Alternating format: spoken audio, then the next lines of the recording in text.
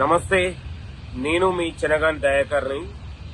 ఇవాళ కాంగ్రెస్ ప్రభుత్వం, కాంగ్రెస్ పార్టీ బీసీలకు 42% రిజర్వేషన్లు కల్పించాలనే ఆలోచనతోనే 5వ తారీఖు, 6వ తారీఖు, 7వ తారీఖు చలో ఢిల్లీ కార్యక్రమాన్ని పెట్టి తెలంగాణలో ఉన్నటువంటి బీసీ సమాజాన్ని మొత్తం కదిలించి బీజేపీ మెడలు వంచి, మోడీ మెడలు వంచి, రాహుల్ గాంధీ గారి నాయకత్వంలో, రేవంత్ రెడ్డి గారి నాయకత్వంలో, మహేష్ కుమార్ గౌడ్ నాయకత్వంలో బీసీలకు 42% స్థానిక సంస్థల్లో విద్యా ఉద్యోగాలలో రిజర్వేషన్లు కల్పించాలని 3 నెలలుగా బీసీ బిల్లును ఇవాళ కేంద్ర ప్రభుత్వానికి పంపిస్తే నిర్లక్ష్యం చేసి ఇవాళ నిర్వీర్యం చేస్తున్నటువంటి బీజేపీ ప్రభుత్వం పైన యుద్ధం చేయడానికి తెలంగాణ బీసీ సమాజం మొత్తం కూడా కదిలి వస్తున్నటువంటి సందర్భం.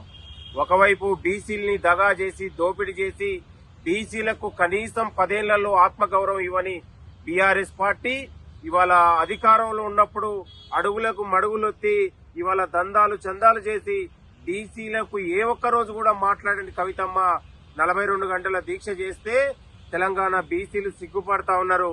ఇవాళ కవితమ్మ, నీకు నిజంగా బీసీల పైన సిగ్గు చేరం గాని లేకపోతే మీకు ప్రేమ అభిమానాలుంటే ఇవాళ ఢిల్లీలో బీజేపీ మోడీ పైన యుద్ధం చేయాల్సింది పోయి హైదరాబాద్ లో కాదని ఈ సందర్భంగా గుర్తు చేస్తాను.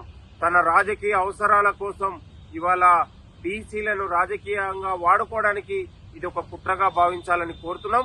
కాంగ్రెస్ పార్టీ ద్వారానే బీసీలకు రిజర్వేషన్లు సాధ్యం, సామాజిక న్యాయం సాధ్యమని నిరూపించుకుందాం, పోరాడదాం.